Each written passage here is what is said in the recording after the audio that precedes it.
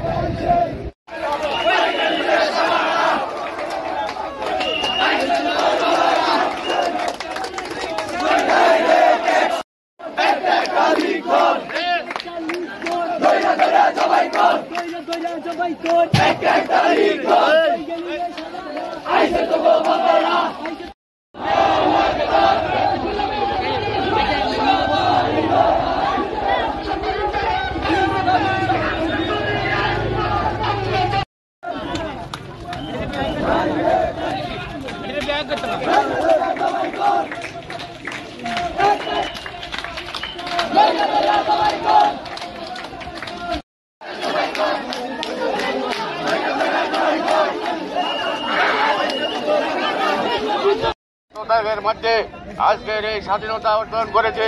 আমরা প্রথমে শহীদদের আত্মার মাগফিরাত কামনা করে আল্লাহ রাব্বুল আলামিন যাতে তাদেরকে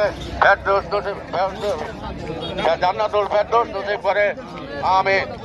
আমি আপনাদেরকে একটা যেন আমরা কোনো বিশৃঙ্খলা না করে, কারো ক্ষতি না করে, তাই আমরা আমাদের নেতার কথা মতো আমরা কারো দোকানপাট বা বিভিন্ন ঘর বাড়িতে হাত দেব না, এই আশাবাদ ব্যক্ত করে আমি আমার সংক্ষিপ্ত বক্তব্য